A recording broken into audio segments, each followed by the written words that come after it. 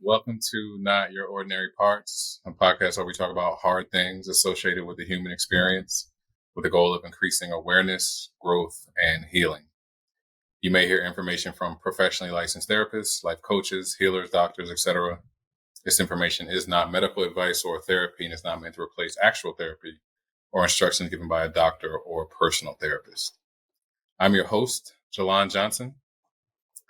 My guest today is Kaytee Gillis. Kaytee is a psychotherapist, consultant, and an author who specializes in working with survivors of family of origin trauma, including childhood emotional neglect and family dysfunction, as well as survivors of traumatic relationships. Kaytee is the author of 3 books and has a popular blog on Psychology Today with over 7 million views, and she's been featured on iHeart Radio, SiriusXM Doctor Radio, the Los Angeles Times, CP24 News, Shaye Ganam, Newsweek, Psychotherapy Networker, and others. Kaytee is a dedicated professional who provides training and helps her clients recognize patterns of domestic violence and family trauma, and she is passionate about helping survivors heal and move forward. So, Kaytee, welcome to the show. Thank you so much for being my guest. Thank you so much for having me. I think this is so important, what you're doing and everything that you do with this. Thank you. I appreciate that. Also, I gave a brief description of who you are, but so that the audience can get to know you a little bit better, would you mind giving us a little bit of background about your story and how you got to who and where you are today?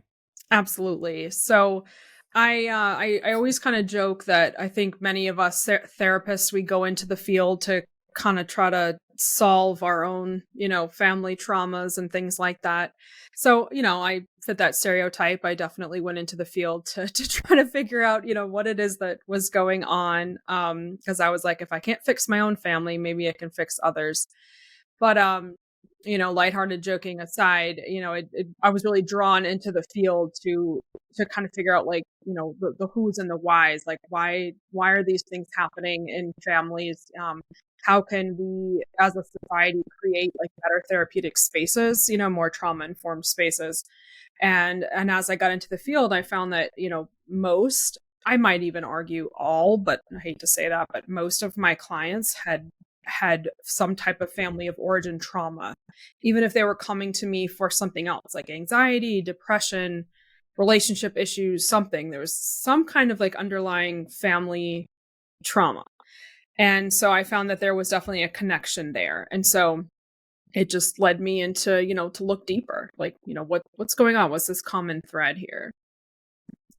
I think that's pretty pointed and telling that no matter what people were coming to see you for, there may have always been that underlying thread of family trauma or some sort of family of origin issue that could have been where everything originated.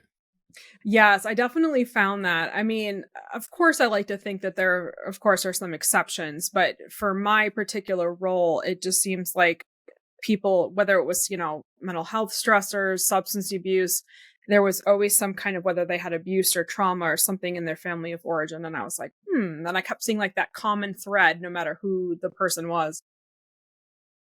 I see. Thank you for sharing that. And you specialize in so many important things, and it was difficult to try and focus on just one. But I decided I was going to try and tackle the topic of family dysfunction because I think it's a topic that's kind of always like the elephant in the room because of, family dynamics and the way that they can be challenging. But it's also something that's, maybe not ever talked about because there's so many different things about families. You may have grown up hearing blood is thicker than water. Yes. Or, problems got ignored or left unchecked, or there may be these unspoken rules that the family has. And so I think a good starting point for the conversation would be to define what a dysfunctional family is and what signs would allow someone to identify dysfunction in a family. So that's a great question. I get asked that a lot. People will say, well, what is a dysfunctional family? Did I have a dysfunctional family? Do I have a traumatic family? And so I always like to kind of give the disclaimer that like not all dysfunctional families are traumatic, but all traumatic families are dysfunctional. So some element of dysfunction is normal. Sometimes, there's weird communications or weird areas of communication, weird dynamics, things like that. That is kind of like what I like to call like normal, using my air quotes, dysfunction. The type of dysfunction that I like to focus on are things like traumatic dysfunction. So that's when there's things like conflict, poor communication, like to the extreme, more than just poor communication, things like passive aggression, triangulation. There's a lot of neglect, physical and emotional neglect. There's abuse, there might be abuse, misbehavior, and things like that. So it's when the dysfunction is, or when the bad behaviors are to the point where they're causing, traumas and things like that in the family. I see. Because this is something that people may not talk about, but they may also kind of feel it. Mm-hmm. I wanted to ask, what can it be like to grow up in a dysfunctional family? Gosh, it is. Speaking from personal experience, it can be very isolating and confusing. Speaking from someone who works with survivors every day, it's now we're living in a time where, people can they can go online, they can listen to podcasts like this, they can go on social media. Back in like the 90s, even early 2000s, when I was growing up, and then of course decades before that, for many of my clients, it was so isolating because you didn't know, like, words like dysfunction weren't everyday language. Words like trauma were not everyday language. And so it is very isolating because, even kids like going to, birthday parties or going to like the skateboard park. I had a client tell me the other day, like, I'm able to see how different my family is compared to all the other kids there, and it just feels odd. And that can sometimes feel scary for young people, for anyone, but especially for young people. Yeah, I think not having language Mm-hmm. to describe what's happening, like you said, may have been a lot more difficult for people who, weren't around in Oh, yeah. today's era with technology and with, all the tools and resources and so on and so forth. And I remember you even mentioned like that sometimes you get messages from like Mm-hmm. older men Yes. saying, thanking you for what you're doing. Yes, I get a lot of messages from people who maybe they live in like regions or even countries where you can't talk about this kind of stuff, like either for social stigmas or even, sometimes even laws don't allow people to speak out. And I get a lot of messages from older men, my dad's age and my grandfather's age, where they'll reach out and be like, thank you so much for even acknowledging this kind of stuff and acknowledging it like across the gender spectrum. Because growing up, there was like, what happens in the family is in the family. You didn't talk about it. You that was it. You just kind of dealt with it.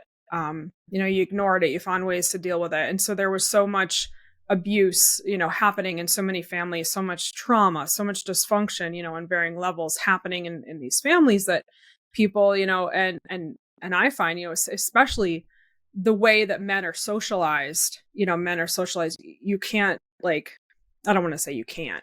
It's harder, of course, like for men, especially older men, to be like, oh, I'm going to go to a therapist or I'm going to, learn about. And I like to think that that's changing. I like to think that right now we are having spaces for all genders to talk about this stuff. But definitely, it was considered a sign of weakness and how we socialize men to be stronger and to not, kind of succumb to your trauma, again, using my air quotes. And so that really left a lot of men feeling isolated and just, like, I should be bigger than this. I should be able to handle this. Yeah, for sure. I Mhm. mean, I know culturally, and as a man that it just wasn't something you do. Like Mhm. if you were weak, if you felt your feelings, talked about your feelings, if you were emotional, you had to be tough and you just had to suck it up and keep it moving Mhm. because that was how strength was defined. Yes. And I feel like if that was what was modeled, we were just setting ourselves up to fail emotionally, and our mental health was just going to get to a point to where, it would take something like COVID for everybody Yes. to realize, like, oh my God, like I'm suffering. Yes. I heard that a lot during the pandemic, when people were home all the time with their families, with their partners, with their children. Maybe they were taking care of older family members, like parents who had mistreated them and then gotten sick during the pandemic, and then they had to take care of someone who mistreated them. A lot of that was going on, and a lot of people during COVID were like, "Whoa, let's explore what's going on here for sure." I think because we had to slow down. Yes. And, we may have been just in this perpetual state of fight or flight or survival without knowing it. And then Yes. when all of a sudden, like, the world shuts down, you have to sit in your reality and what's happening and what's going on. And you can't ignore how it feels. If you're busy all the time, working, going to the gym, taking care of the kids, taking care of the family, what have you, and you don't have time for your feelings, that's one thing. But once there's nothing but that stillness, oof. It came to like a screeching halt. And, and then people were just all of a sudden overnight thrown together with their feelings, Right. Absolutely. I think it took that. And even though we're still kind of crawling out of it now, it took that to get people, or to get to many people to realize, I might need some help. And I think if anything, good, I hate to say something good came out of a pandemic, but I think if anything that we could take from that part of our history is that it's like everyone turned to the internet. Everyone turned to things like TikTok, to things like Instagram, and that really kind of blew up. And like these mental health topics really kind of blew up during that time. I agree. Yeah. I agree. Okay, so to try and dig a little bit deeper into this topic of dysfunctional families, we've already established what it can look like. But I want to ask now, can members take on roles in a dysfunctional family system, and what might those roles be? Absolutely. So I have 6 that I talk about in my book. They are not 6 that I have made up. I mean, there are many clinicians, use these words, and some of them will sound very familiar to the listeners. Sometimes there's other names for certain roles, and I'll kind of get into that. But so I'd just like to say, there's so many different roles that people can have, and people can have more than one role. Things can change. Like if a family switches, sometimes you'll see that in a divorce or a death, that people will kind of have more than one role, or they'll switch roles or things like that. So I'd like to kind of give that, disclaimer, because I know if anyone is anything like me, they're going to be listening for which one they are. And I'm the same way. So just kind of putting that out there. But so the first one I like to talk about is the scapegoat. I like to talk about the scapegoat first, probably because they're near and dear to my heart, because that was me. That is me, the black sheep, the scapegoat, the person who, like, they are the reason that the family has problems. Now, it's usually not explicitly stated. Like, the family doesn't sit around and say, all right, little Jimmy is the reason why we have all these problems. Let's blame him. It's the whole dynamic. Think of it like a homeostasis of a system working. And so the scapegoat is usually it's someone who is different somehow. Maybe they have a substance abuse issue. Maybe they have a mental health issue. Maybe they're gay. Maybe they don't follow the family's faith. And, they're the reason. Sometimes it's something minor like that. Sometimes it's something major, like they're getting in trouble at school. Maybe they got pregnant. And, the family is like, all right, so now we're coming into family therapy because little Susie here got in trouble at school, and now she's pregnant, and now she's, addicted to drugs. Like, she's the problem. So in a clinical setting, we refer to this person as like the identified patient, like the reason for coming in. And I love my air quotes because it's obviously sometimes it's like kind of BS. Like, it's not, we know as clinicians it's not one person's fault, especially if that person's a child. But it's like the family will have the reason, like, what brings you in? well, Jimmy has a substance abuse issue, or little Susie is getting in trouble at school. So the scapegoat, sometimes referred to as the black sheep and identified patient, the person, the reason for the family having their issues. The hero is the person who's kind of on the opposite end of the spectrum. They are the one who is going to, save the family. Maybe they're extremely successful. Maybe they have gone on and started a business and made all kinds of money and were able to pull the family out of debt or whatever reason. There's many different reasons. They're the one who the family kind of looks to, like, we're going to be okay because this person's going to save us. Or this person is saving us. And the mascot, kind of similar to that. The mascot is, think of a mascot. Think of, like you go to a sports game and, like the eagle, like the, like the, like we have our Spartan, the mascot, the person who comes out and they're cheering everyone on and, pumping the crowd up. The mascot, the family looks to the mascot as like, we're gonna be okay because of this person. And again, this isn't explicit. Like, it isn't, the family doesn't sit around and say these things. It's on a, really like a subconscious level. But the family's saying, we're going to be okay because this person, that is who presents the family to the world. The person who's, wearing the Spartan hat, wearing the Eagles hat. They're out there, they're pumping everyone up. Maybe they're funny. Maybe they're just really gifted. So a lot of comedians are self-proclaimed mascots. If they come from any kind of, family dysfunction, many comedians have come out and said, look, I had to develop this skill because, I lived in a dysfunctional environment and it took away from that. So if you could make everyone laugh and you could make everyone, feel good, whether everyone is the family or whether everyone is people outside the family, it kind of distracts from the dysfunction and it like makes everyone feel like, okay, we're going to be okay. The caregiver, so that's number 4. Many people have heard of that referred to as like an enabler. That's kind of the same kind of thing. So it's the person who is, caring for the person. Maybe the abusive parent is a substance user. Maybe they have narcissistic tendencies or a personality disorder, mental illness, something like that.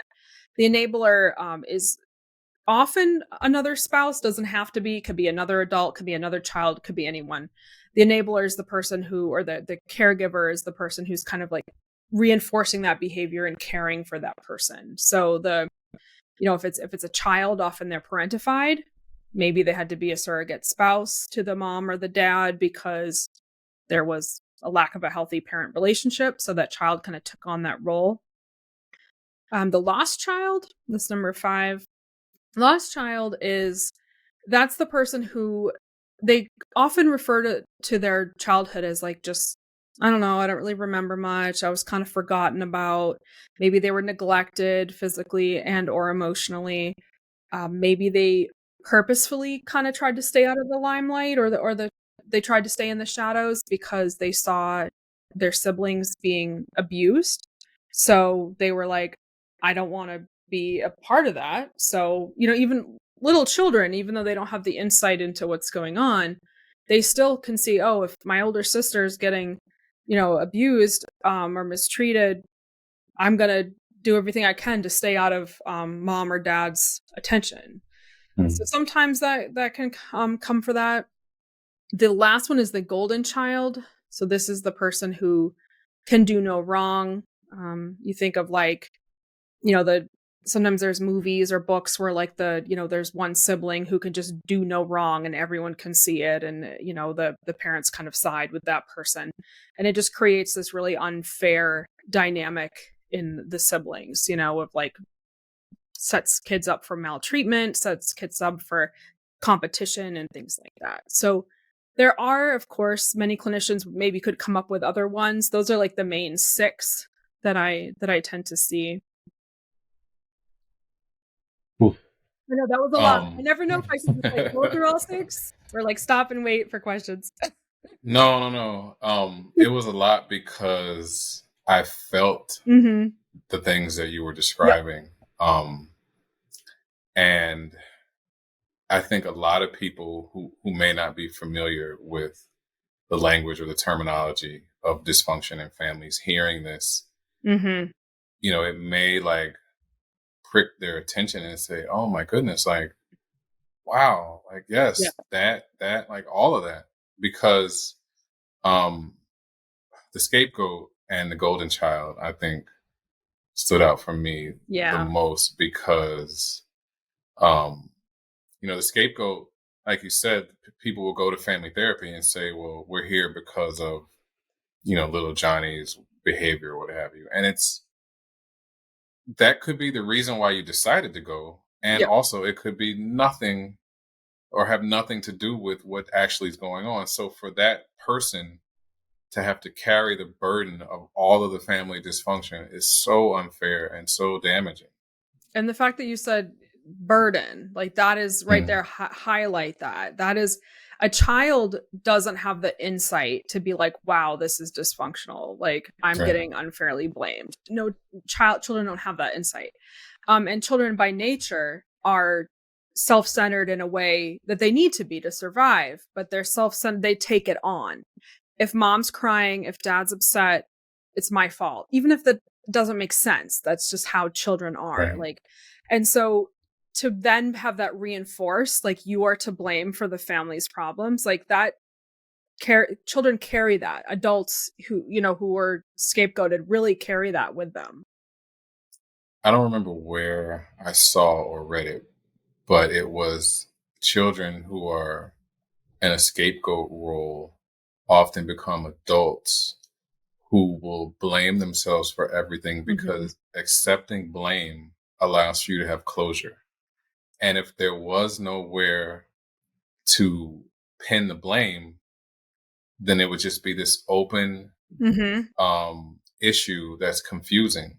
Mhm. So, and that even extends to like having control and power, because if you're disempowered and you don't have any control over anything, saying, you know what, that was my fault, accepting that allows you to have some sense of power and control. And I Yes. said, oh my God, that is so deep.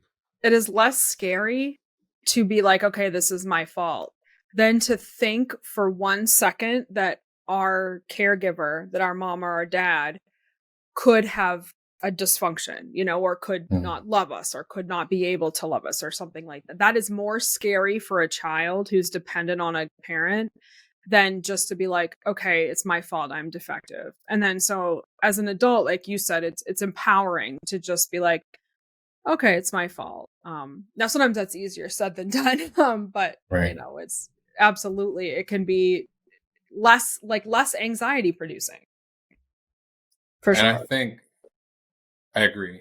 Yeah. And also I think that because dysfunction can be so prevalent and there's nowhere to Mhm. figure out why it's happening or how to solve it, like these types of roles just become something that's natural, or like, Yeah. well, we don't know how to fix this, so let's Yes. figure out a way, and that does show some resiliency. But imagine if like there was a healthy way to do it. Mhm. I know. So many of my clients will say to me, it's almost like a curtain is lifted. Like they'll say, "Oh gosh, that word you just said, scapegoat or mascot or whatever it is that I said." They're like, "Oh, that makes sense." But one person recognizing that and Mm, then going back, it's like a bee going back to the hive and saying, "We're not going to do things this way." All the other 100,000 bees or whatever are like, "No, we are." Because this is the way we mm. always have been doing things. It's easier to recognize it on the outside, than it is to change the whole system. I mean, the family's been existing like this. Like that's why I always call it like the homeostasis. It exists to keep the family going. It's not something that was just born overnight. So it's a long what history. what really was unsettling to me when I started learning about this is that the person who identifies the problem essentially becomes the problem. And that's usually why I always kind of say I'm a little biased, but I find that scapegoats, black sheep are often the people in therapy. Not all the time. I mean, I think I've seen all 6, or more roles, but often the people who are blamed tend to then grow up and be adults that are like, oh, I need to, work on some of this stuff. Mhm. Right. Digging deeper. Yeah. I think we could have probably ended the podcast just on that, but I we have know. so much more to talk about. Mhm. Yeah, I've done entire Um, trainings just on like family roles. It's mm, fascinating because it's like we all think about you do these roles even, at work. Like some people, mm. if they're the golden child, you'll see those behaviors maybe at work or at school. Yeah, It's it can fascinating. be within any system, any Any social dynamic that system. involve any social system. That's the words I was looking for. Hmm. Okay, so another question. Based on your experience, can unspoken rules develop in a dysfunctional family system? And if so, what might they be? Yes. So I have 10 that I like to talk about. We'll start with one. We'll do the we'll explain and then we'll kind of go from there. So number one, this is I think a true across like what you just said, social systems, any kind of dysfunctional system. It's we don't talk about it. And I think that is what separates normal dysfunction, which is like humans have normal dysfunction. All social systems will have some type of imperfections because we're human. So I think what separates normal dysfunction in a social system or a family to dysfunction that could be traumatic is we don't talk about it. When I have families come in or when I do trainings and people say, oh yeah, my family's, or families joke and say, oh, we're dysfunctional. Sometimes that's good. I mean, if they can recognize it and things like if you can recognize your imperfection, but it's the we don't talk about it. Well, we're not dysfunctional. Everyone else is the problem. Like it is like this. You are incapable, especially the people without power. So usually the children, but not always. Anyone else who's there, any other dependents. Uh, you can't talk about it. You don't have the power to mention it, to work through it, to discuss it, anything like that. Mm. Hmm. Wow. I think that could be referred to as like, you have a huge fight or an argument and you just sweep it under the rug Yeah. and Hmm. just go on and say, hey, like, what do you want for dinner? Yes. And that can be so frustrating Mhm. and so invalidating. But if you don't know how to communicate, I mean, what else really can you do? And that's the thing, because children don't know, or young people in a family, they don't know, hey, this is abnormal, Mm, until they grow up or they start to grow up. A lot of times it's when they go away to college or if they go to way, they move out on their own, they enter the military and they start to see, okay, there are other ways of doing things. And then that's often when they start to think, there was some dysfunction there when mom would get upset and then we have to pretend it didn't happen. That was interesting. Children don't know that that's abnormal. right. Mhm.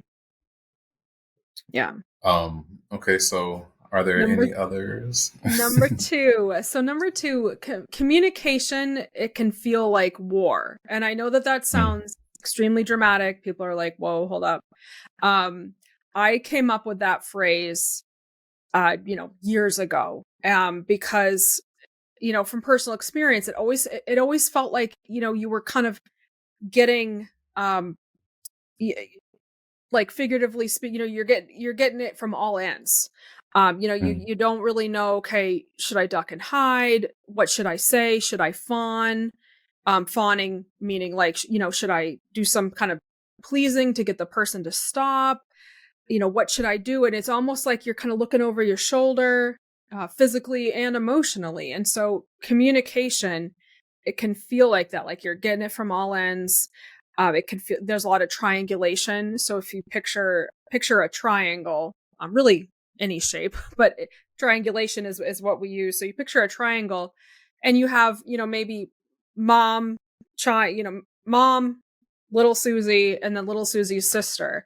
And the mom, instead of going to Susie and saying, I was upset that you didn't take the dog out when you promised you would. Instead, she goes to the sister and starts bashing Susie, and then it gets back to Susie. You think of like a playground. Think of like the stuff that goes on like with mean girls, that kind of stuff. That happens in families with parents. And it's extremely, it's passive aggressive. There's a lot of like backstabbing and things like that. And so communication at its very least in a dysfunctional family can be confusing and have areas for improvement. In traumatic families, it can feel absolutely like you're trying to like, cross a battleground and you don't know how to get out of it. It's so confusing for children. And so it is like more than just bad communication. It can actually make children feel like they grow into adults that are scared of communication. They avoid conflict at all costs because it's scary. Or, on the other hand, they are constantly in conflict because that's what they know and that's how they learned to interact with others. Or you have people that kind of go between the two. That's very common. Yeah. I was going to say that has to have some sort of adverse effect on the nervous system, especially if, as a child, like you're frightened by communication. And, that would put you in a state of maybe perpetual fear. And then you don't learn how to properly communicate or have healthy communication because it was never something that you had. So now as an adult, you have to go out into the world, or you have to, go to work or have a relationship. And just talking can be scary, absolutely frightening. Yeah, absolutely. And that is why you'll have people who, people will say to me, my partner gets quiet and I panic. My heart starts racing. I can feel my pulse elevated. I get short of breath because, again, that little child knew that dad was angry because dad was quiet, but they didn't know how to navigate that battlefield. That's huge. Yes. Right, so what's number 3? I was gonna say that brings me to number 3 because it's related. So, punishment in dysfunctional families, there's a lot of rules about punishment. And so I kind of came up with this phrase called like punishment, can feel like revenge. Basically in traumatic families and families where there's a lot of abuse and dysfunction, punishment is one of the things that is used as a tool. And it's used not as a tool to, in healthy families, punishment is used to teach children how to behave appropriately and how to be safe. In traumatic families, it's not. It's used as, you upset me being whoever's in power. That could be mom, dad, grandparents, uncles, whoever is the power in the family. You upset me, now you will pay. And that is punishment. It is not like, okay, you didn't take the trash out, so now you lose one of your privileges. No, it is, you aired some of our family dirty laundry. You shared a secret. You had a different opinion than mom or dad or anything like that can lead, depending on the family, can lead to punishment. So now punishment can be silent treatment. Punishment can be, of course, physical abuse, emotional abuse, things that just don't add up. They don't make sense. Kids getting punished just because, the parent was, wronged somehow. So it's very like revenge seeking. There's no healthy authority there. And so kids grow up, into adults, who fear authority.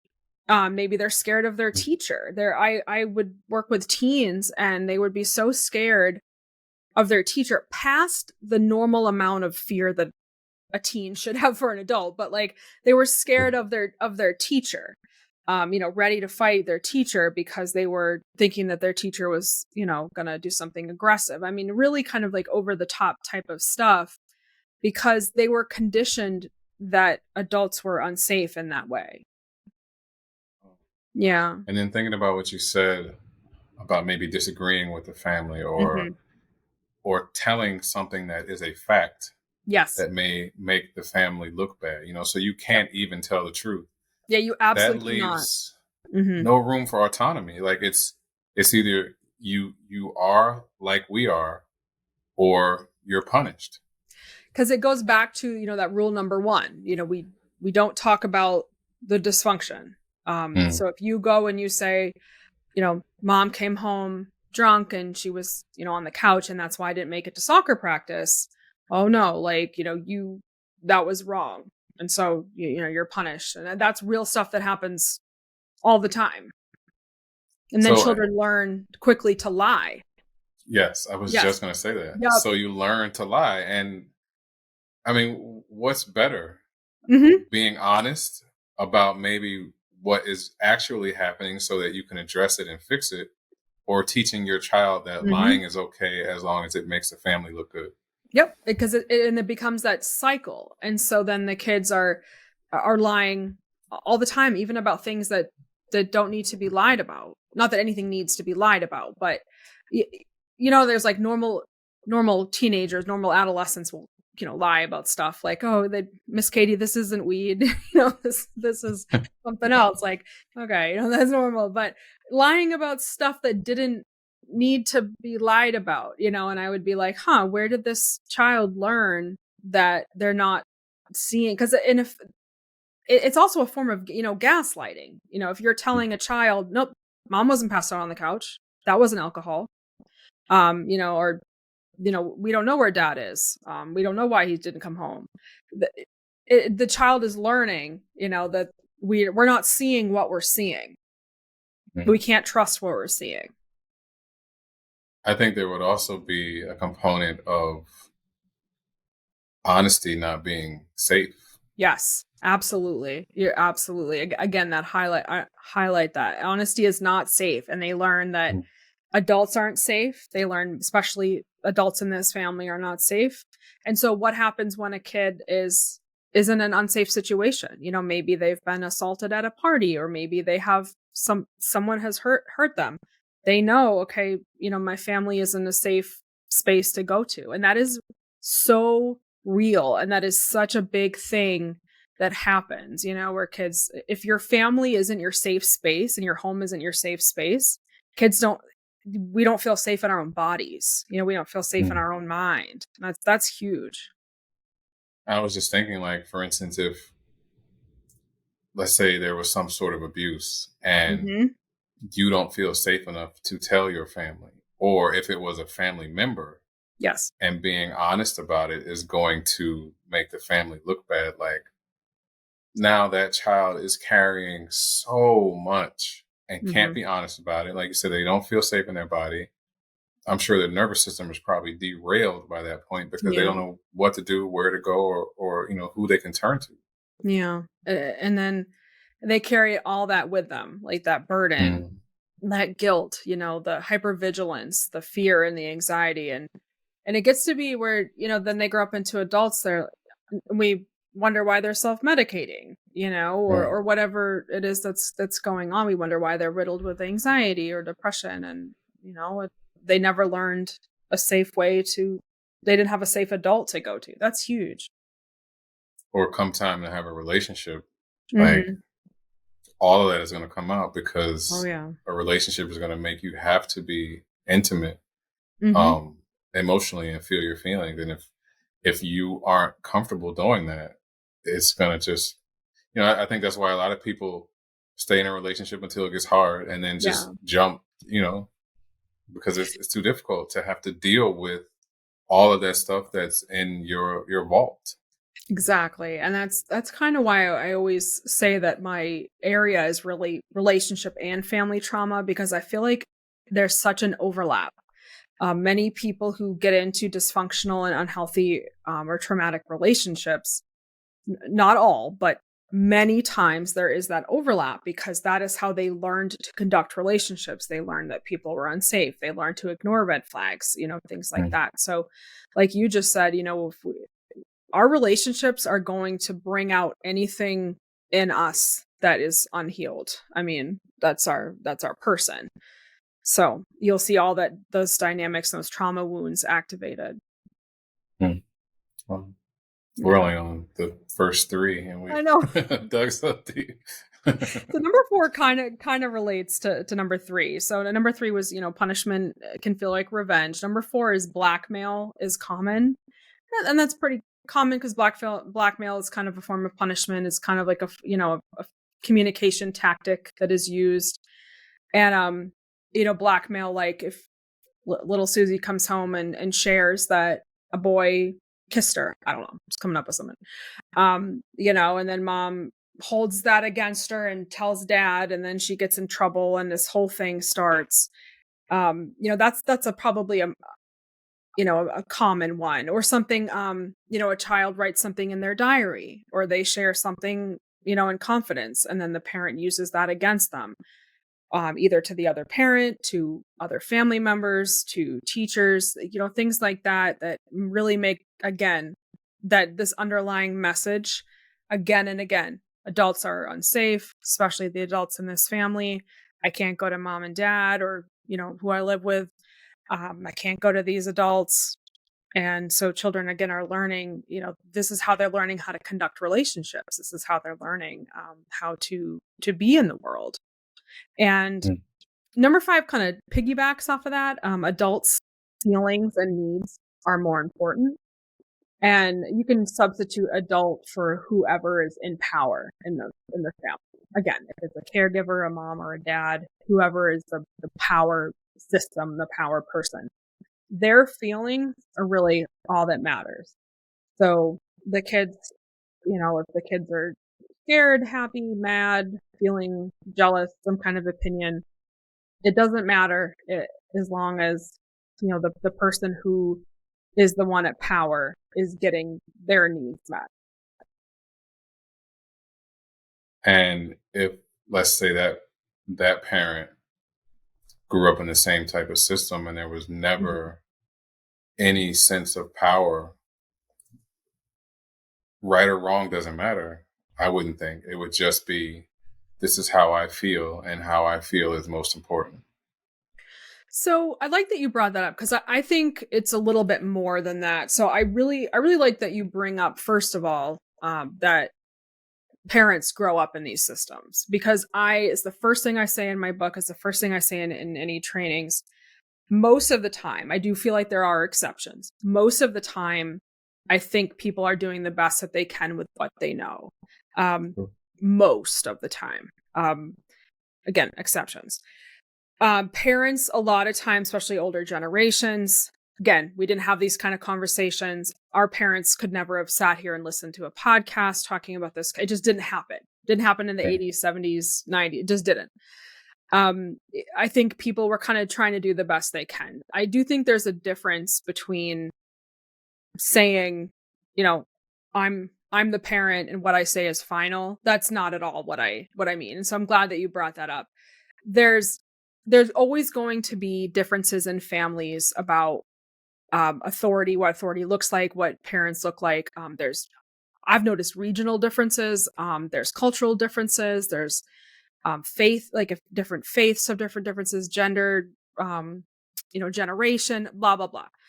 That is not what I mean. What I mean is, like, let's say that, mom and little Susie, sorry if there's anyone listening named Susie, mom and little Susie, get in an argument because Susie didn't want to do her homework. All of the rules kind of fall into each other, that the communication is gonna turn to war. The punishment is gonna feel like revenge. It's more than just, I'm the parent and you're doing your homework and you're not having ice cream for dinner, and that's it. That is not at all what I mean. I mean, like, there's an abusive dynamic and it's only the parent's needs that is being met. I hope that makes sense. I know it's kind of confusing or a lot to explain. Can that be, can the parent be substituted with maybe older siblings?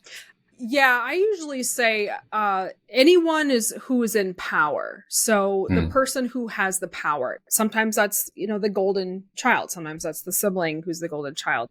If you're raised by 2 dads, 2 moms, if you're raised by your grandparents, whoever it is who is the system or the person with power. There's kind of like, think of like a toxic employer, a job who the boss is just, that's what we're going to do. I don't care what anyone thinks or anyone feels. I don't care that you've worked 170 hours, haven't had lunch, doesn't matter. Think of it kind of like that. Like the system has power. The job has power. All the people can't say, what are they going to do? They're not going to, go up against their job. So to answer your question, yeah, it can be if the sibling has that kind of power, if the family has set up the system where the sibling has some kind of authority, or maybe not even authority, but if the sibling, for some reason, their needs outweigh the others in a dysfunctional way, that can happen. Mm-hmm. Man. I just hope that anybody who chooses and decides to listen to this, they hear something that gives them a sense of validation. Mm-hmm. And it could be like a salve to their bones, because I know that this is such a difficult topic, and people who have to grow up in these types of family systems and with this type of dysfunction, and with all the things that happen under the radar, Mm-hmm. that you can't see but that you can feel. I just really want this to be an offering for anyone who needs it. I like that. Things that you can't see but you can feel, because so much of growing up in this kind of environment is stuff that you can sometimes put a finger on it and make little lists like I do. So much of it is like the culture that you lived with, and it's just understanding, it's not that mom slammed the cabinet, it was the way she slammed the cabinet, and like saying that to someone else who gets it. It's hard to kind of quantify or qualify, the experiences. And so I always like to say, like you said, I want to make people feel validated, but I also, in that validation, knowing that sometimes validation can be scary, because it's like, ooh, that happened, and Right. sometimes we don't want to do that, we don't want to hear it, because it's icky and it's scary. Yeah, I mean, once you recognize something for what it is, to have to continue to operate, knowing now, that it is that, Mm-hmm. you have to change, and I think that change can be scarier than recognizing it for what it is. So I think that's a lot of times why ignorance can be bliss for some people. Mm-hmm. They like you said, they may not want to know. They may just self-soothe or self-medicate or figure out a way to avoid. Mm-hmm. But I think that just kind of perpetuates the dysfunction and doesn't allow for healing that's needed and necessary. Yeah, because avoiding can almost be safer, and it can feel safer. It's hard to dig in. It's hard to be like, wow, that really happened. Like, I really lived like that, as a child, and sometimes, that's often why, people who are younger, like they can't go there, especially if they're still tied to their family, if they're still living with their family, maybe still dependent on them financially. It can be almost too much, and things like that. So there is, like you said, there's a lot of fear in that, and that sometimes denial or avoidance can be safer, because it's not easy.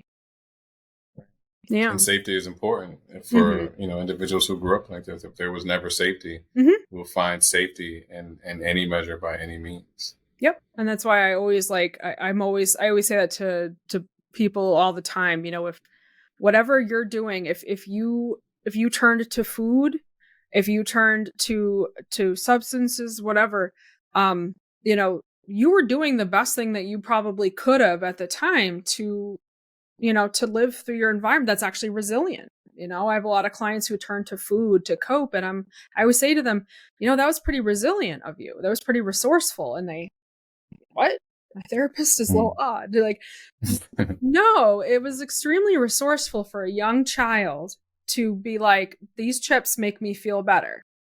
That is extremely resilient and resourceful for a child. Now, as we get to be adults, we can maybe substitute, for something else. But absolutely, I that's why I always say I'm never here to shame any kind of survivor for however they survived, because that is the big thing, surviving Yeah. it. I love that you said that. And you said it in just simple words. These chips make me feel better. Mhm. And we may not even know what's happening in the moment because feelings can be so overwhelming that we do anything to avoid them. Mhm. So just that statement, these chips make me feel better. Like Mhm. I've felt that. And I Yep. remembered times Yep. when, I would eat because Mhm. I was uncomfortable or something was too big for me. Um, and hearing that, it's just like, wow, well, I was surviving. So I Mhm. wasn't You're doing anything absolutely. wrong. Yeah. You were surviving in a resourceful way. Like Mm. you took something that was available to you and used it to survive. Like Oh, absolutely. And kids, young people, often that is what's available to them. So yeah. absolutely, no, that's very resourceful. And yeah, I always want to just validate that for every survivor, because yes, I can relate and I understand. Thank you for that. That was Yeah. big. So I'm trying to think of what number we were on. We were 6. on number 6. So we talked about so number 6, very similar to number 5, being that adults' feelings are more important. Number 6 is you can't be angry at the ones who are in power. Kind of, again, all these rules kind of backing off of each other. So you can't be angry at the ones in power.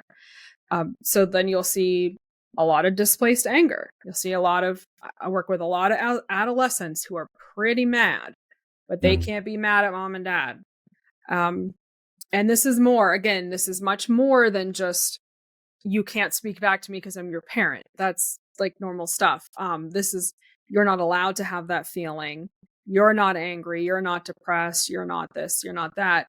And so they come to school and maybe they bully other children. Maybe they beat people up. Maybe they're self-harming, because the anger has to go somewhere. And, and anger is a very real feeling. It's a very real emotion, it's a very real experience. And so when young people, or any age of a person, has to have their anger stifled, that's extremely uncomfortable, and it has to go somewhere.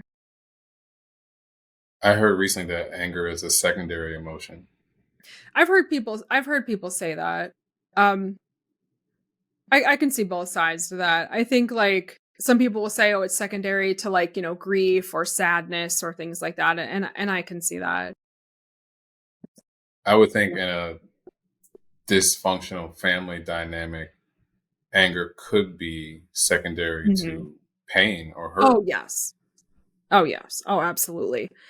And the fact that, young people are told you can't be angry, you can't be sad. And sometimes it isn't overt. It isn't Right. always that the parents are saying you don't have a right to be angry. They teach this through their actions. Children are Mm. punished for being angry. They're punished for anything other than, um, being compliant or things like that. And so they learn that anger is wrong. And so sometimes I see it a lot with gender, not all the time, of course. I do think some of it's changing, but like little girls are told, you know, anger is wrong. So maybe they'll be more depressed, and then little boys, be told sadness is wrong. So then they express more of the anger. But I do see it with all genders across the gender spectrum. Mm. Yeah. I think we've probably done so much for so many people just with 1 through 6. But I Yes. remember reading your list and being a little curious about number 7, Okay. which was Roles are roles are often often switched. switched. Yeah. Yeah. Can you explain that? So what I mean by roles are not necessarily the things like mascot and scapegoat and the family roles. I mean role being a caregiver or a parent, whoever that parent is, mom, dad, uncles, and child.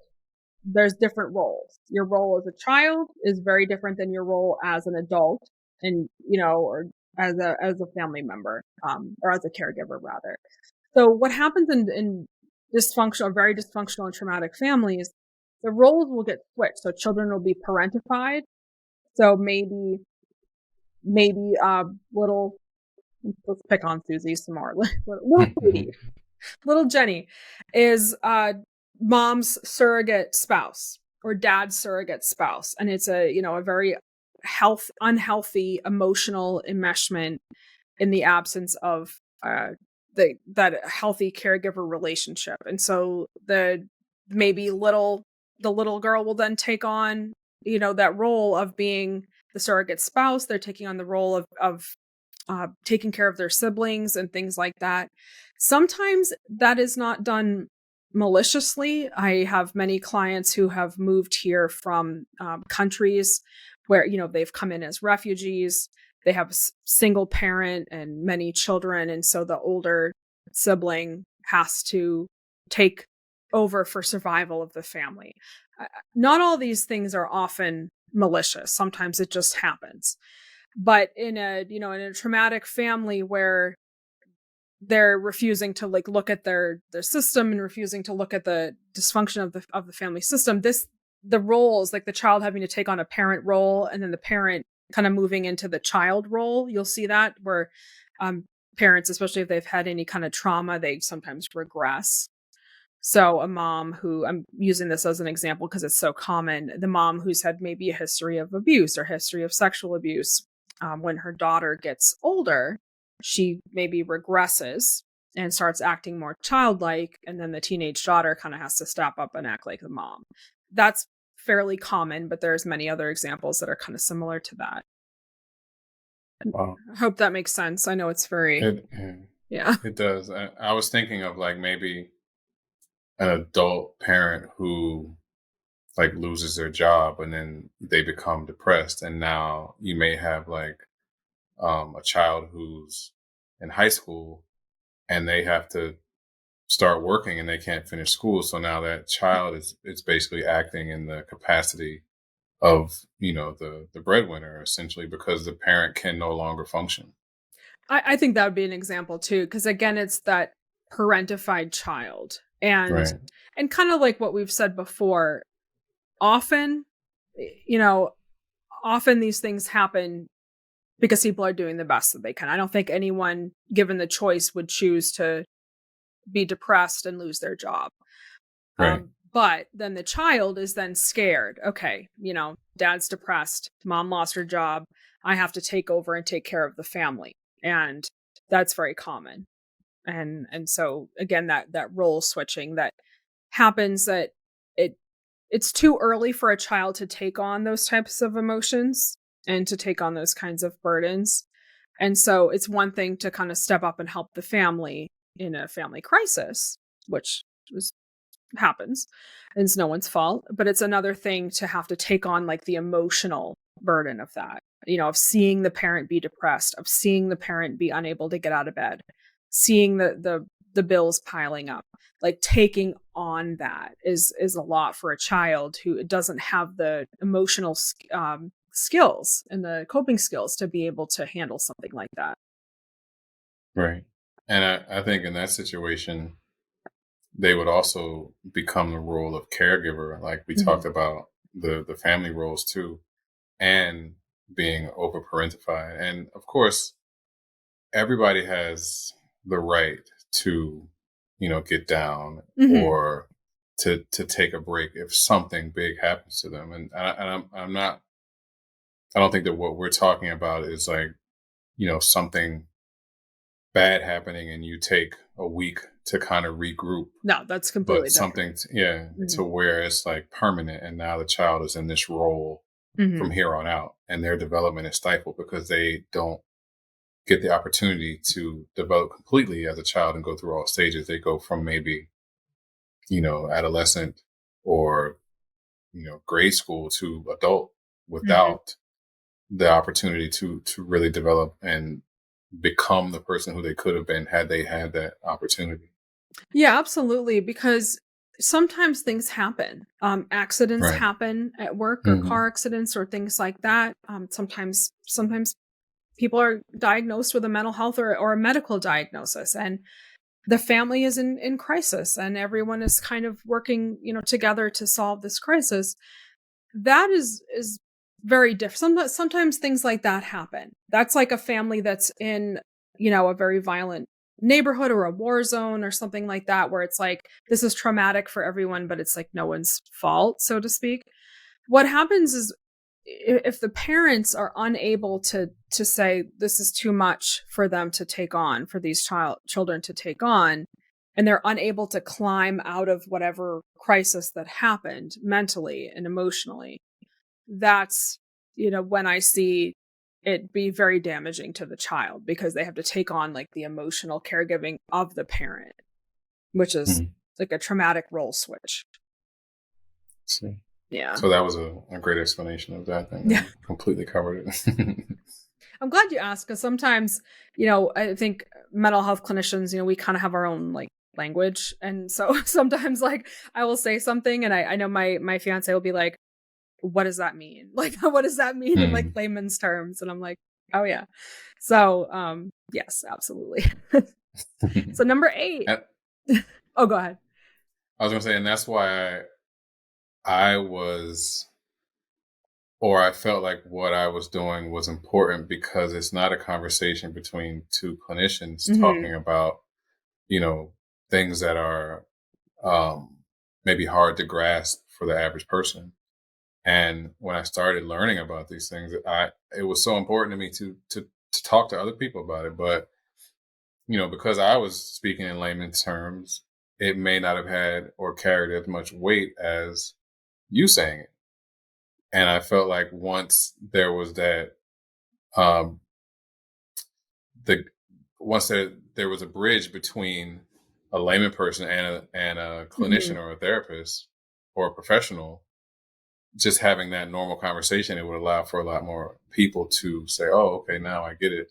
And I get it from both perspectives. And I think that that's actually really important, because I don't think many people would get, I don't know if I would even get from two people who share the same field talking. It's like they're talking their own language. You're talking, if you're listening to researchers or academics or something like that, it limits the audience. And so, like you said, by having, it's like you bring me down to earth. Okay. You're getting too psychobabbly or something like that. I don't want to lose my audience, you know what I mean? And stuff like that. So I think it is really important to have, that bridge, like you said. For right. sure. Because you can say something and I can be like, well, Kaytee, what the heck is that word? Right. Yeah. Like I said something the other day on a training, I think I said attachment theory or something, and I could see the person's eyes. And I was like, oh yes, that's not a word that people just throw out in everyday language at the dinner table.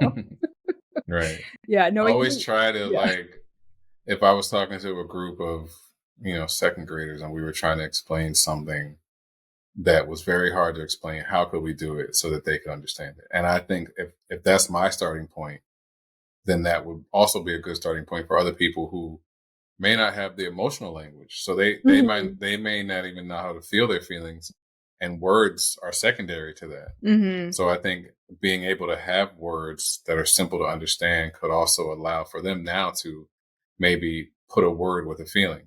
Yeah. And that's the starting point. Yeah. I think it's so important I always tell people, I don't care how we do it, as long as we're having these conversations, whether we're doing it, whether we're writing about it, talking about it, singing about it, posting about it, like we're having these conversations. And like I said earlier, my parents never could have sat here and had a podcast talking about their trauma. And if they could have, maybe it would have been different for me growing up, maybe not. Yeah. We never know, Right. Yeah. So number 8.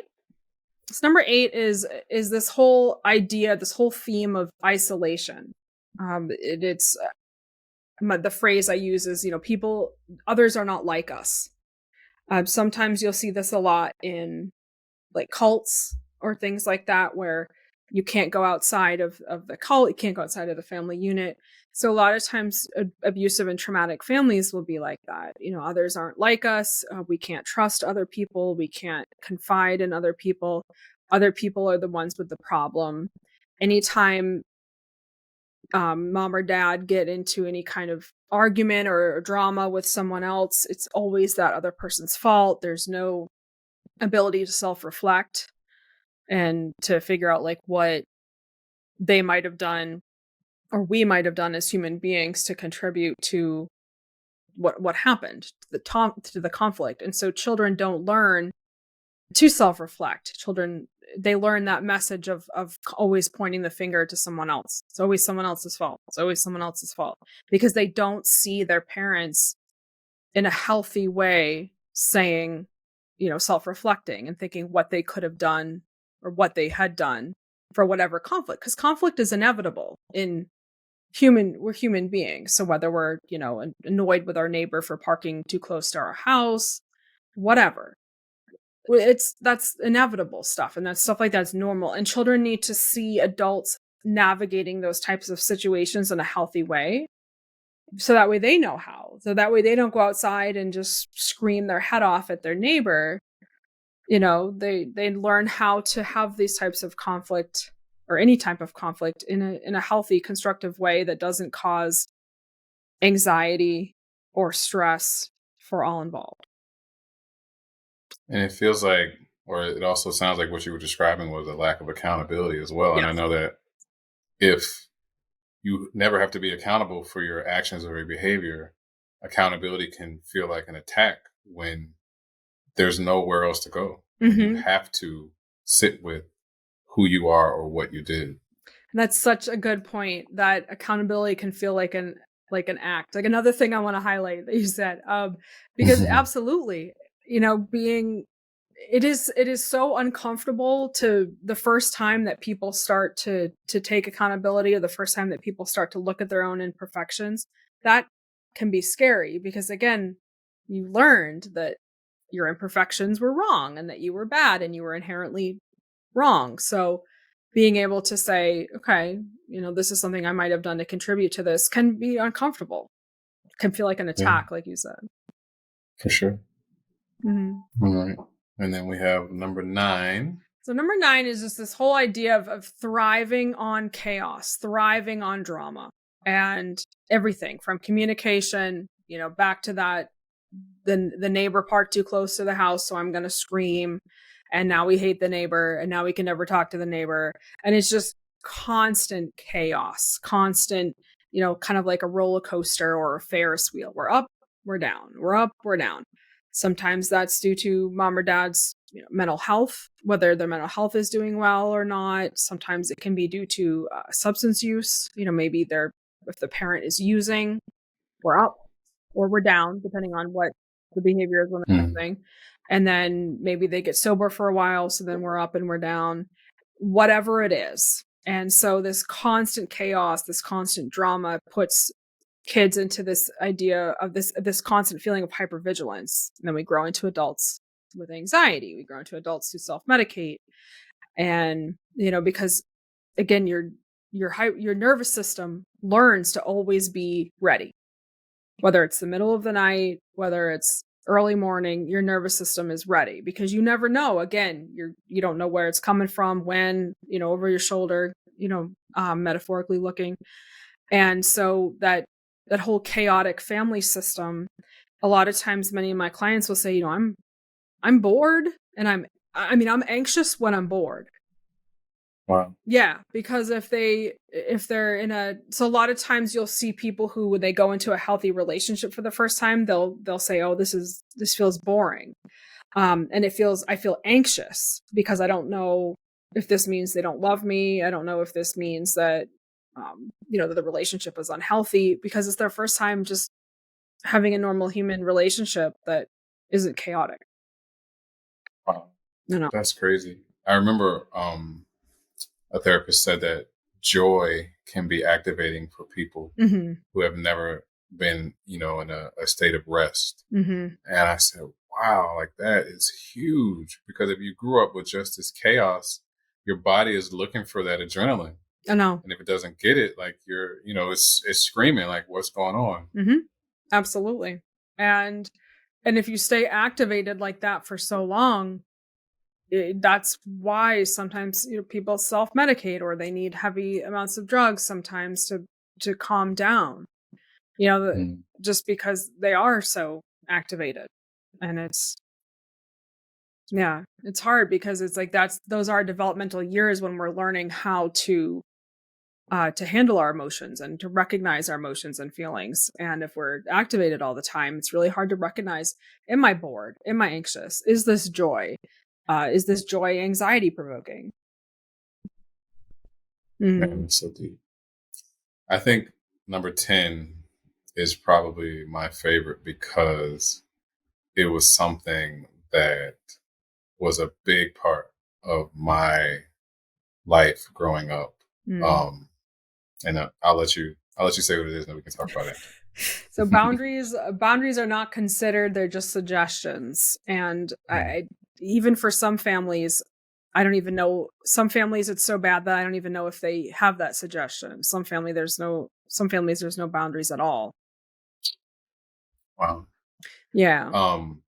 I think when someone has had the ability to act a certain way for so long, and you've allowed them to, I've heard it said that you've given them permission and instructions on how to deal with you. And if you change, you're now the one who is the problem. Oh, yeah. Because you've allowed them to treat you this way for so long. And now you're saying, I can't do this anymore. And a lot of people don't benefit from a boundary version of you. Oh, absolutely. And you will see the people who can adjust and stay in your life because you mean more than what they were getting from you without boundaries. Absolutely. And when I work with clients who for the first time are even considering what their boundaries even are, what boundaries even are, and B, what their boundaries even are, there is kind of an inevitable conflict that sometimes comes, or that inevitably comes from that. Because the second, if you're used to your parents just dropping by any time of day, all the time, and staying over and using your pool and your money and all that stuff, and all of a sudden you say, no, you can only come on Saturdays because the kids are in school, there is, if that was your role, was to let your family do that, then there's often this conflict, where they'll say, oh, well, what's wrong with you? Or she's in a bad mood, or she doesn't love us anymore. And so like you said, like it almost becomes like you're the problem because you're not letting it happen. Yeah. Oh man. I think trying to navigate all of this, especially once you have the awareness of it, and you start to, or you make the decision that you want to get healthy and you don't want to be part of the dysfunction anymore, even just having to make that decision can be difficult. Absolutely. And I think that someone who has felt the effects of the dysfunction for so long, and now they know what's happening, and they, but they don't want to talk about it because it'll break the rules, or they've never had the language or tools necessary to even have this conversation. Mm-hmm. Once they recognize the dysfunction and decide that they want something different, what are some ways that they can deal with the family maybe not respecting their boundaries that will allow them to protect their emotional needs?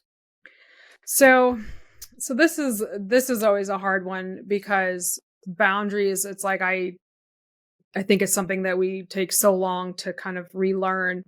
But I like to tell people, first and foremost, like, please validate your own history, whatever that means, whatever that looks like for you, because there is often a pushback, whether it's from your parents or even from any siblings that are going to side with the parents and say, oh, how come all of a sudden you aren't, cooking Thanksgiving and, doing Passover Seder, and everyone else, every other year you always did. And so it's now, now you're the problem.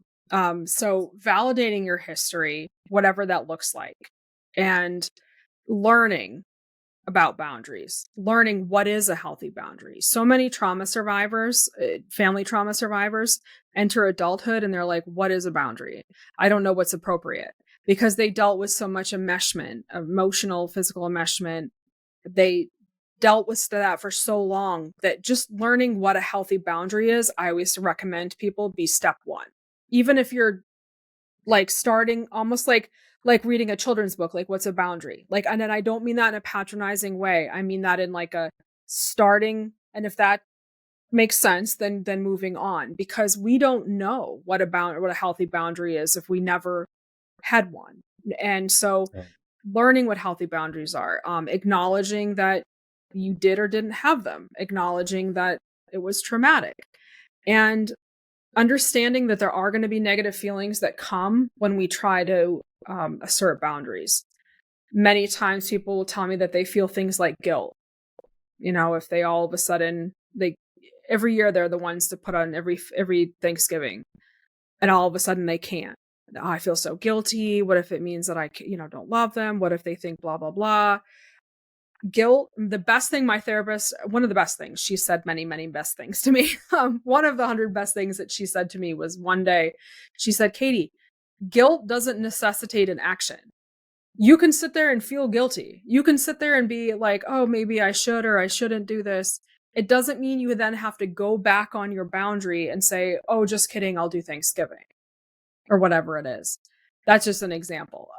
Knowing that negative feelings are gonna come up and being okay with that, or having a place to put those, whether it is a therapist, whether it is a spiritual leader or a friend, a sister, someone who you can go to, or to kind of get those feelings out, because they are going to come up when you start to learn these new dynamics or practice these new dynamics. I'm grateful that your therapist told you that, Me because too. that She's is great. so big. My God, because the first thing we do when we feel guilty is we want to make it better, or we Yes. want to fix it. Mm-hmm.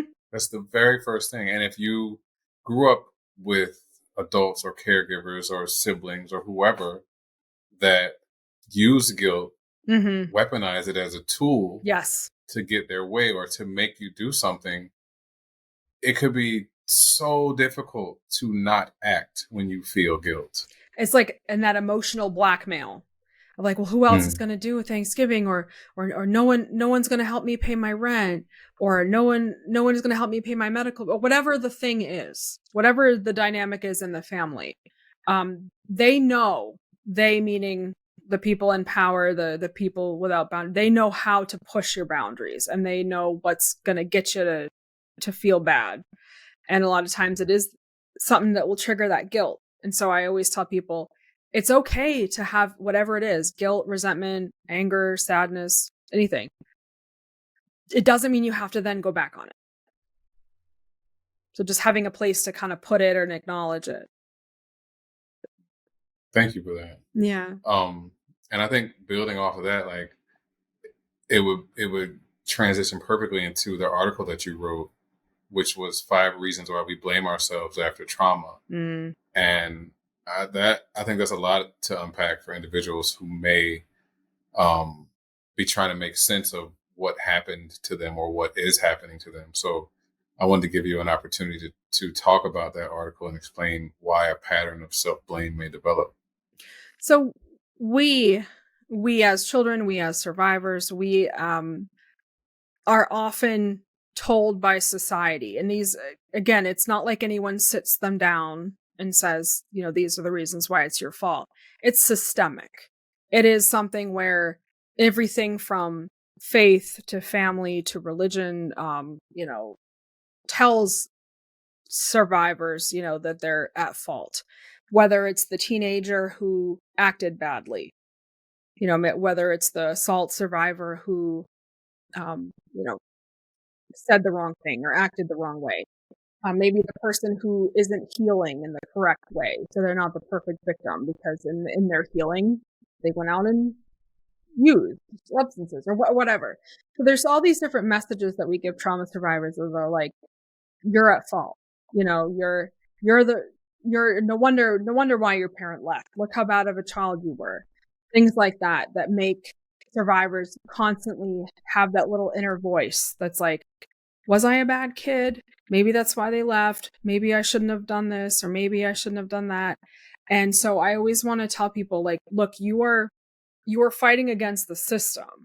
It is a systemic issue. And it tends to be people who are marginalized and minoritized. So women, queer people, people of color. I think it can happen and does happen to all survivors, but anyone who is already systemically minoritized anyway is going to have more of that. Because whenever people who are victimized, society is, well, maybe they were here illegally, or maybe they were acting aggressive, or maybe she was whatever. You hear all the victim blaming messages that come out for people. And so those things impact healing because they add to that inner voice of like, well, maybe I was acting aggressive, or maybe they were acting aggressively. And we want to believe as human beings that we're safe. I think we're biologically driven to want to believe like we're safe. But if we grow up in an environment where we're seeing things that show us the opposite, that we're like, oh, I can't go to the store and drive to the store without being at risk for violence or something like that. Like it goes against like what we're programmed, and we get these messages that are like, see, there's something you've done and stuff like that. And so it's very, it's very heavy for victims who are trying to like, move past all of the self-blaming that they get. Because systems, and families are systems, and families systems like work to, again, that homeostasis of this is why you're at fault. Because it would be too easy. I think it would be impossible for most of these families to be like, no, it was the abusive person who was fault. Instead, they need to kind of put these messages, out. So it's a lot. Yeah.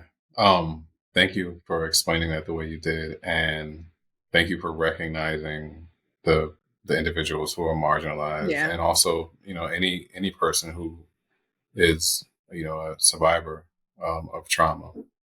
I wanted to, while we're on this topic, quote one of your posts because I think it's so good and will hit home for a lot of people, especially if they were, in this type of family system that we're discussing. And the post says, abandoned children become adults obsessed with being chosen. Mm-hmm. And that is a whole mouthful.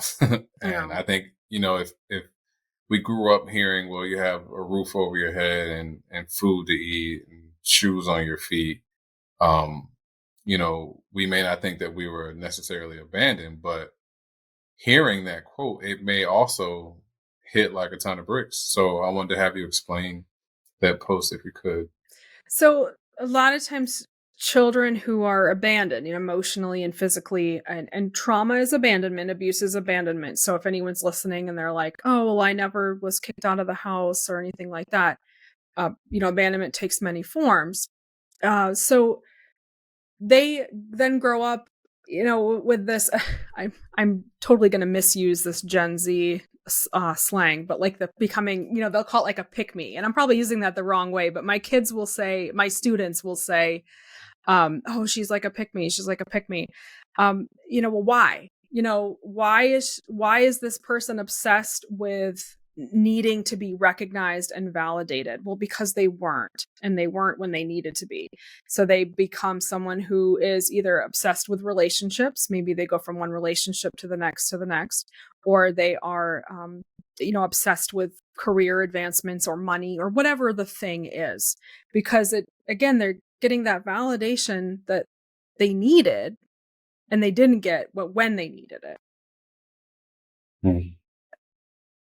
So let's say somebody is listening to this and they get it now, right? Mm-hmm. They understand completely what happened, why it happened, and what they need to do. And they've set some boundaries in place. And those boundaries get just completely ignored. As a matter of fact, they're told that they are the bad person now for setting boundaries, and that, you don't love us anymore, blah, blah, blah. And you're at a point where you're deciding that being healthy is more important than maybe staying in the unhealthy family system. Like, is it ever a point where it's okay to go no contact?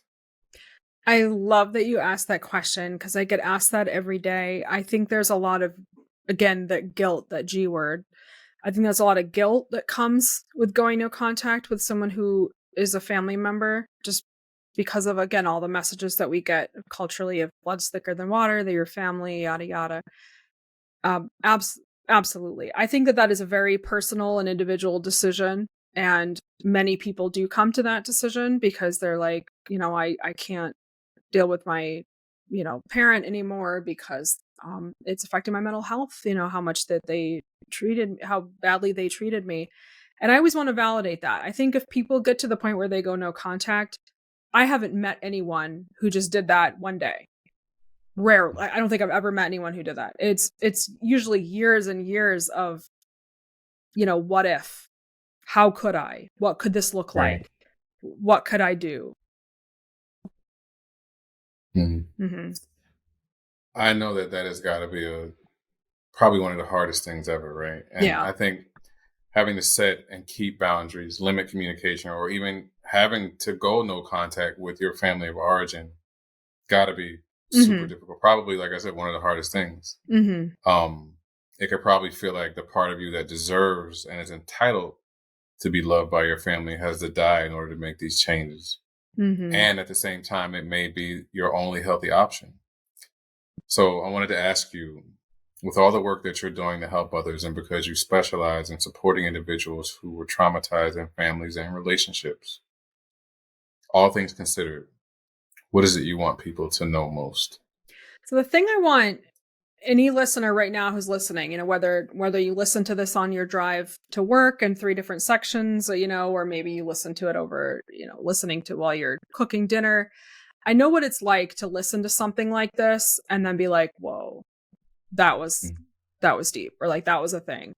And, you know, do what you need to do, whether it's right now, whether it's tomorrow. If you just need to, listen to it in sections, or do an additional reading, or if that means for you, all right, I'm gonna, do something different for a little while. Sometimes, like, when we first start to recognize our family history, it can become like all encompassing. And sometimes we can get almost like addicted to the learning. And so, we can, we're scrolling and then we're, 10 pages deep on TikTok, and, and so just being like, okay, how can I balance this? How can I balance what I need and what I want to do with educating and learning about boundaries and learning about healing, while also, doing some self-care. Maybe that means, taking a step back, or maybe that means just, haven't had anything to eat for a few hours and I've been scrolling, whatever it is that looks like for you. I just always want people to realize, like, have that balance, take a minute, validate yourself. I use the V word all the time, like validate and acknowledge your history, because sometimes we are the only one who can. And sometimes that's really hard, but I want to encourage anyone to do that. Yeah, thank you for that. And I think sometimes maybe being your only cheerleader and Mm-hmm. you're doing it for yourself, or being the only one who can validate you, it might not feel right. Like, it might feel like you need someone else to say it, Yeah. but also that person may never come. So at a certain Yeah. point, like, you may have to just, recognize that in order to heal and get to a healthy place, the only person that you need is you, and maybe, a therapist or someone who can help you with that. Yeah, I always tell people it is so frustrating, to be the only one, whether it's your social circle or whether it's your family. Often, many of my clients, they're the only one in therapy. Where we wish it could be the whole family, and Mhm. so it can be frustrating because it's almost like you're standing in the middle of this, the twilight zone, and you're like, how does everyone else not see what's going on? So validating that. And like you said, having someone, whoever it is, having like someone who's kind of in your corner, your partner, your friend, a spiritual leader, a therapist, a coach, anyone like that, a journal, someone online, having someone who's like, yes, you're not crazy. That is really traumatic and that happened. And it's okay to acknowledge that. And sometimes just having that validation can be so healing and so freeing. I agree. Mm. So you've written 3 books and you're currently finalizing your 4th, which will be available March 1st, 2025. Yes. Can you talk a little bit about the books and what it was like writing them and what they mean to you? So my first 2 are on relationship trauma. And so the first one is, domestic violence in a queer relationship. The second book is on post-separation abuse. And then that is, I think I explained at the beginning that I realized that most of my clients had this commonality of family trauma. Even though they were coming to me for relationship stressors, most of them had family trauma. And maybe that's just the way that the universe dealt my cards. I don't know if every therapist has dealt with that, but I was like, there's a pattern here. And, and then myself being a survivor of both, I was like, there's definitely something here. So then my third book was really born out of that, out of me going, there's something here. And that took off like I never expected it would. And, again, I think it was like the universe being like, yes, people need to hear this. People need to read this. And so it was very healing, freeing, all of the things for me. I wrote it, as a clinician, but also as a survivor and as someone who, again, as I was writing, it was like I was validating, yes, this happened. These family roles, these dysfunctional roles, all of those things that happened. And so my next book that I'm currently working on is for survivors of neglect and abandonment. So people who were abandoned by a parent, maybe not physically, maybe they lived in the same house, but they were ignored. It's for people who, maybe they were different, maybe they came out as gay, or maybe their family just couldn't care for them for whatever reason, for their own mental health reasons, their own substance abuse issues, their own demons. And so it's for those survivors, for people who went through abandonment and neglect. Thank you for that. Thank you for doing the work to get to a place where you can validate yourself and then validate others. Thank you. Yes, I had an amazing therapist, from she decade ago, and we still kind of keep in touch, and she's just, amazing. And, the universe put her in my path, and I just always, ever since I met her, I'm always like, I want to be that therapist. Like, she's like who I want to be when I grow up. I want to be someone who can validate others and help them see, no, this was traumatic and it's okay to acknowledge that. I think you got your wish. Yes. All right. So last question. Okay. If you could use your platform to educate anyone who may be struggling with their mental or emotional health and might be uncertain on how or where to start, what would you say? So the always thing, and I know I sound like a broken record here, and I do it for on purpose, like validating and acknowledging. I know many people, because I've been there, and I think that many people are kind of thinking, well, maybe it wasn't that bad. Well, mom did have a drinking problem, and dad did blah, blah, blah, but maybe, all families had it bad, or maybe someone had it worse. All of those things are normal. All those thoughts are normal. Validating and acknowledging and just starting the digging, the digging in, I call it, self-paced. It's not, I think sometimes when we start healing, we want to be like, all right, I'm going to take a 3-week course and I'm going to be healed by July. And, but it doesn't, I wish it was like that because it would have been fast. But just self-paced digging, dig a little bit, stop and have a bowl of cereal. Dig a little bit, go out for a run, self-paced healing, having your support person and listening and things like this. Some people, they will never go to a therapist but they listen to podcasts every day. That's awesome. Some people will never listen to a podcast, but they read books every day. Whatever it is that is your healing, there's no right or wrong way. Whatever it is that you get healing from. Thank you for that. And thank you for this, because this was such a heavy topic. I know. And I have been wanting to dig into this. and I just didn't really know how to do it. And then when I saw your content and your books and your blog, I was like, okay, I think we can do this. Like, that's the person. Yeah, she's the one. I talk about this stuff so much that like sometimes, you know, it's good to have people that are like, oh, I actually want to, you know, talk about this stuff because I think it's important. Yeah. If people want to find you online or on social media, where can they find you? So my website is my full legal name, which is confusing to spell. It's www.KaytlenGillis.LCSW.com. So KaytlenGillis LCSW.com. And I'm at Kaytee Gillis on Twitter, at Kaytee Gillis Instagram, at Kaytee Gillis Psychotherapist on Facebook.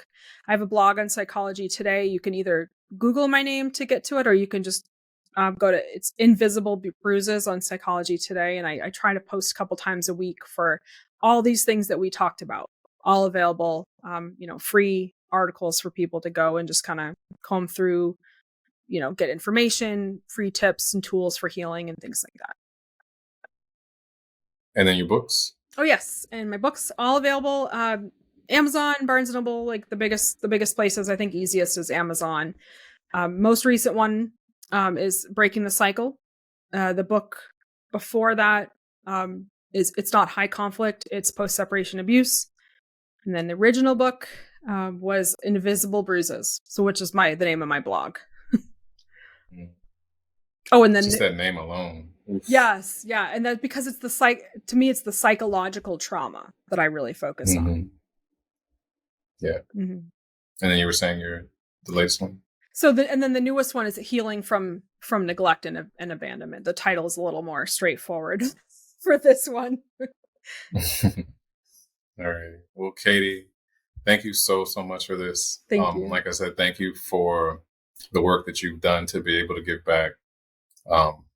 Thank you for your time, for the opportunity to do this with you, for seeing me and agreeing to do it with me.